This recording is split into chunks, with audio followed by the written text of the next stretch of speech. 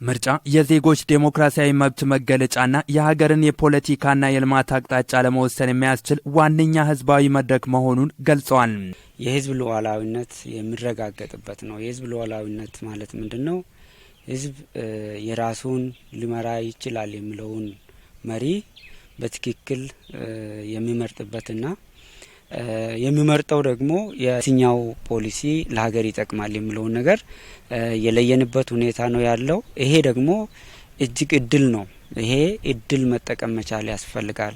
ዲሞክራሲያዊ ሂደቶች ከሚተገበሩበት ነገሮች ውስጥ አንዱ ጉዳይ ምርጫ ነው። ብዙ ነገሮች ዲሞክራሲን ማሳያ ሊኖሩ ይችላሉ። ከነሱ ውስጥ አንዱ ዜጎች የሚፈልጉትን ፓርቲ ወይንም ደግሞ የሚፈልጉትን ግለሰብ የሚመርጡበት ያለ ከልካይ ማንም ኦሬንት ሳያደርጋቸው የሚመርጡበት ሂደት ነው። ምርጫ እንግዲህ በህገ መንግስቱ ላይ እንደተቀመጠ የአንድ ዜጋ መብት ስለሆነ በዛ መሰረት ማንም ይበጀኛል ይጠቅመኛል የሚለውን በዛ በሰባተኛ ምርጫ ላይ ሄዶ በነቂስ ወጥቶ ራሱን መንግስት መርጦ ወደ ስልጣን እንዲመጣ የሚያደርግበት ስለሆነ አሁን እኛም በዛ ልክ ተዘጋጅተን ካርዳችንን ወስደን እኔ በአካል ወስጄ ያለሁበት አካባቢ ሄጄ ለመምረጥ ዝግጅት አድርጌያለሁ። ዜጎች በነጻነትና በንቃት በመሳተፍ የራሳቸውን እድል በራሳቸው የሚወስኑበት ይህ ሂደት በሀገር ግንባታና በዲሞክራሲ ስርዓት ብስለት ላይ የላቀ ሚና ይጫወታል ሲሉ በዩኒቨርሲቲው በጉዳዩ ዙሪያ ያነጋገርናቸው ተማሪዎች፣ የአስተዳደር ዘርፍ ተወካዮችና መምህራን ተናግረዋል። ኦንላይን ፕላትፎርም መሰረት በምርጫ መተግበሪያ ማለት ነው። በዛ ሁላችንም ተሳትፏችንን የሚበጀንን መንግስት ለመምረጥ ተመዝግበናል። ሁሉንም ፕሮሰስ ያለ የስራ ጫና በመቆጠብ በምርጫ መተግበሪያ ኦልሬዲ ብዙ ተማሪዎች ተመዝግበናል ሁላችንም ማለት ነው። በመጪው 7ኛ ጠቅላላ ምርጫ ላይ በነቂስ ወጥተው ለመሳተፍ ሙሉ በሙሉ ዝግጁ መሆናቸውን ገልጸዋል። በጣም ደስ የሚል ዝግጅት ነው ያለው። ምክንያቱም ይሄ እድል ልዩ እድል ነው። ሰዎች ዜጎች በድምጽ የሚመራቸውን ሰው የሚመርጡበት መንግስት የሚመርጡበት የተሻለ ነገር አለ። የተሻለ ነገር ደግሞ የሚወሰነው በምርጫ ካርድ ነው። ስለዚህ ይህንን ለመወሰን ካርድ ወሳኝ የዩኒቨርሲቲ ሰራተኛ ማህበረሰብ በጠቅላላው ካርድ በመውሰድ ሁሉም ተሳትፏቸውን የገለጡበትና ደስ የሚል ነው። ተማሪዎቻችንን በተመለከተ እንግዲህ ተማሪዎቻችን እዚህ ያለውን አጠቃላይ ሁኔታ ለማየት እዚህ ሆኖ ለመምረጥ ስለማይችሉ እንደ ሀገር የተቀመጠ ዳይሬክሽን አለ። ይህም ዳይሬክሽን ምንድነው? የፋይናል ኤግዛማቸውን ኦልሬዲ ዛሬ በቀን 18 ኮንክሉድ አድርጓል፣ ጨርሰዋል ማለት ነው። ስለዚህ ከዚህ በኋላ ባሉት 5 እና 6 ቀናት ውስጥ ወደ ቤተሰቦቻቸው ይመለሳሉ።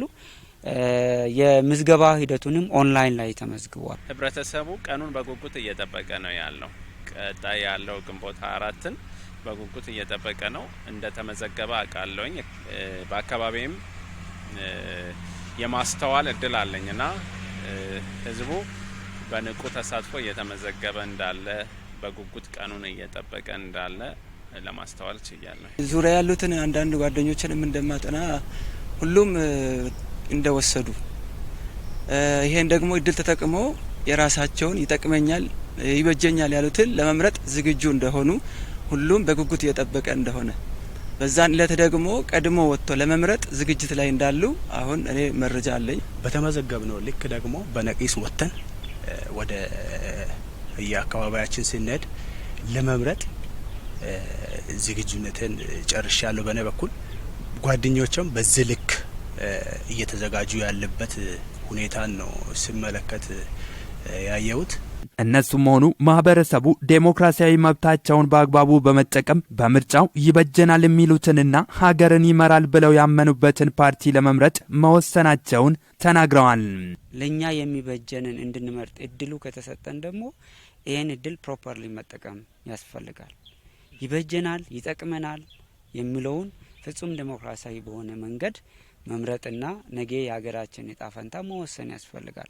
ይሄ በጣም ችላ ልንል የማይገባ ነው። አሁን እስካሁን እየቃኘው ነው የቆየሁት ማን እንደሚጠቅመኝ ማን ለሀገሩ እንደምጠቅም ማን ትክክለኛ እንትኑን እያወጣ የሆነ እስካሁን እየቀኘው ስለቆየው እስካሁንም በቀሪ ቀናቶች እሱን እያየው ስለሆነ በዚህኛው ጊዜ ውስጥ የቀረኝን ጊዜ ተጠቅሜ የሚጠቅመኝን ሳልጥል ካርድን ሄጄ መምረጥ ለሚሆነውም ሰው ለመጣል ትክክለኛ አቋም ላይ ነው ያለሁት ማለት ነው። መጪው 7ኛው ጠቅላላ ምርጫ ሂደቱ ስኬታማ እንዲሆን የበኩላቸውን አስተዋጽኦ እንደሚያበረክቱ የገለጹት የዩኒቨርሲቲው ማህበረሰብ ምርጫው ፍጹም ሰላማዊ፣ ነጻና ተአማኒ ሆኖ እንዲጠናቀቅ የህዝብ ድምጽ በትክክል እንዲንጸባረቅ የሁሉም ማህበረሰብ ክፍል ንቁ ተሳትፎ ወሳኝ መሆኑን አንስተዋል።